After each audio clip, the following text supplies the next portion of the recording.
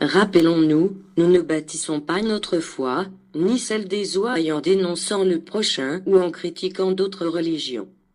Efforçons-nous de bâtir notre foi à partir de la parole de Dieu et non à partir des erreurs que les autres auraient commises. Ne crucifions pas le Christ à nouveau en ignorant ou en blasphémant sur la parole du Nouveau Testament, comme les pharisiens se cramponnèrent à l'Ancien Testament, crucifiant Jésus et en même temps toujours à l'attente du Messie, alors qu'ils clouaient ce même Messie à la croix. Cultivons l'amour entre tous les hommes, ce n'est que par l'amour que nous attirerons ce que nous jugeons ne pas être dans la vérité, mieux même, ne jugeons personne par ses actes. Prions plutôt pour ceux que nous jugeons ne pas être dans la lumière, combattons-les par la prière, c'est ce que Jésus nous conseillait non par des attaques même verbales. Le fruit de ton arbre, c'est lequel? Attaque verbale, critique sur YouTube. Jésus déclare: ne jugez personne pour ses erreurs. Réaction de théologiens et matérialistes.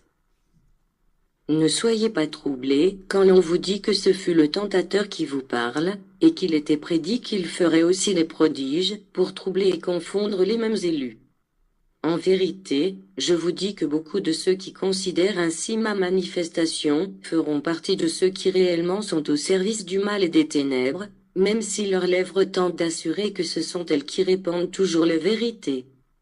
N'oubliez pas que l'on reconnaît un arbre à son fruit, et moi je vous dis, le fruit est cette parole, que je suis venu faire vibrer par les esprits de ces porte-paroles, hommes et femmes au cœur simple.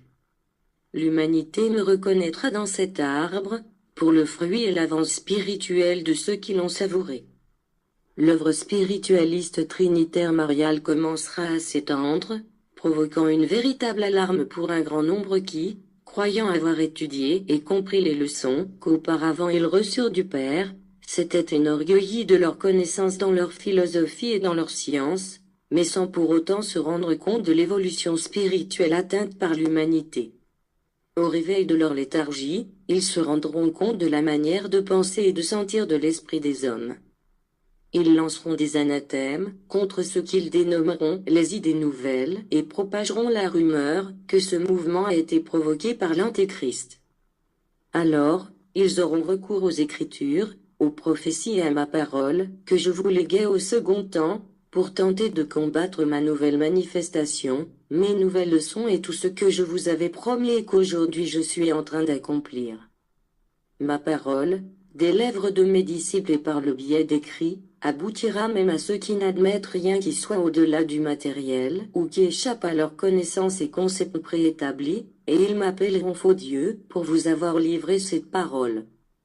Mais à l'écoute de ceci, bien que votre cœur se sente blessé, votre foi ne se brisera pas, en se souvenant avec émotion que votre Maître déjà vous l'avait annoncé et qu'il vous avait fortifié par sa parole, pour résister à ces épreuves. En revanche, je vous dis que, bien que vous alliez rencontrer l'imposture, l'hypocrisie, la superstition, le fanatisme religieux et l'idolâtrie, vous ne devrez juger personne pour ses erreurs.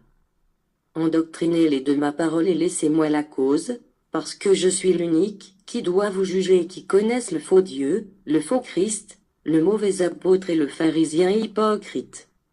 Viendra la guerre d'idées, de credo, de religion, de doctrine, de philosophie, de théorie et de science, et mon nom et ma doctrine seront présents sur toutes les lèvres.